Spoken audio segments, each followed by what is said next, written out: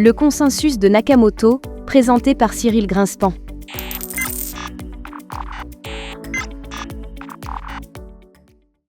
Le réseau Bitcoin est constitué d'environ 50 000 nœuds, ayant les fonctions principales d'un nœud.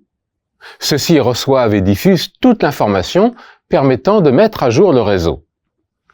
Chaque nœud dispose d'une copie locale de la blockchain, de l'UTXO7, correspondant à l'ensemble des bitcoins en circulation, et de la même pool qui rassemble les transactions non encore enregistrées dans la blockchain, mais qui ne demandent qu'à l'être.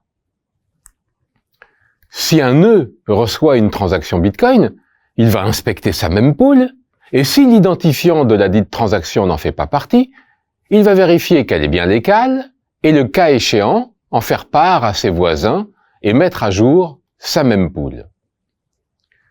De même, si un nœud reçoit un ou une série de blocs, il va vérifier que le ou les nouveaux blocs sont légaux, avec une ou des preuves de travail valides, puis, éventuellement, en faire part à ses nœuds voisins et mettre à jour sa version locale de la blockchain ainsi que son UTXO7 et sa même pool.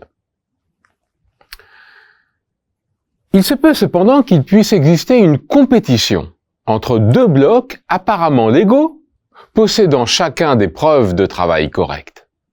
Si un nœud reçoit deux propositions de blocs ayant la même hauteur, un point du protocole stipule que le nœud ne va retenir que le premier bloc reçu. C'est la règle dite du first thing viewed, dont une traduction pourrait être « premier arrivé, premier retenu ». Le second bloc reçu par le nœud possédant une hauteur identique sera donc rejeté. Ce qui signifie concrètement qu'il ne sera pas transmis à ses nœuds voisins.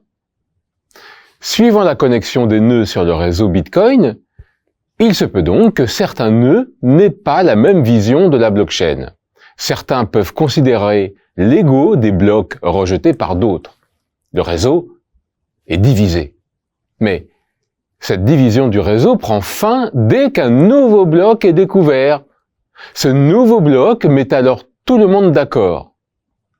En tout état de cause, il n'existe qu'une seule blockchain qui soit la plus longue et, par suite, les nœuds du réseau finissent tous par retenir la même version de la blockchain.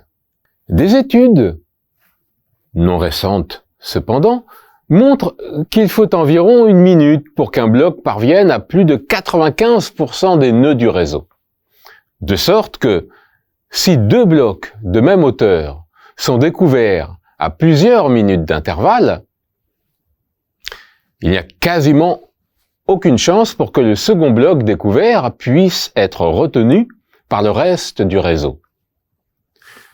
Cependant, si deux blocs de même hauteur sont découverts quasiment en même temps, c'est tout à fait possible. Il existe aussi un autre cas de figure qui peut conduire de manière quasiment certaine à une compétition sur le réseau.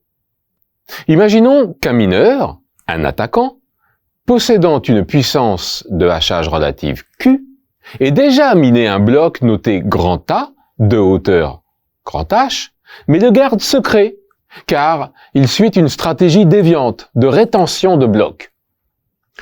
Si le mineur apprend par l'un de ses nœuds voisins qu'un bloc grand B de même hauteur H vient d'être découvert, il peut riposter à cette annonce en rendant immédiatement public son bloc caché. Dans ce cas, une partie du réseau va apprendre l'existence de A avant celle de B et réciproquement. Le réseau sera alors divisé et une partie des mineurs honnêtes cherchera à trouver un bloc au-dessus de A et l'autre partie au-dessus de B. La connectivité, notée gamma, mesure en quelque sorte la part de puissance de calcul détournée par l'attaquant pour miner sur son bloc grand A. Mathématiquement, elle est définie comme étant la probabilité que le bloc grand A s'impose dans la blockchain sachant que les honnêtes mineurs trouvent un bloc de hauteur h plus 1. C'est une probabilité conditionnelle. Concrètement, dans la situation évoquée, suivant la découverte du bloc de hauteur h plus 1, faisant suite au bloc A et B, on se trouve dans l'un des trois cas suivants. Premièrement, l'attaquant découvre en premier un bloc de hauteur h plus 1. Deuxièmement, le reste du réseau découvre avant l'attaquant un bloc de hauteur h plus 1 au-dessus de A. Et troisièmement, le reste du réseau découvre avant l'attaquant un bloc de hauteur h plus 1 au-dessus de B. Notons que, dans le second cas, le bloc grand A est en quelque sorte sauvé par les honnêtes mineurs qui ont reçu grand A avant grand B. La probabilité d'occurrence du premier événement est petit q, celle du second est gamma fois P, et celle du troisième est 1 moins gamma fois P, avec P égale 1 moins Q. Le paramètre gamma mesure la capacité de réaction de l'attaquant. S'il est bien connecté, il va apprendre rapidement l'existence d'un nouveau bloc avant les autres et annoncer l'existence de son propre bloc caché au reste du réseau. Il mesure sa capacité à créer de la confusion dans le réseau. Le réseau évoluant sans cesse, il est illusoire de croire que gamma reste constant au cours du temps. C'est pourtant une hypothèse souvent formulée pour apprécier la rentabilité des stratégies de minage.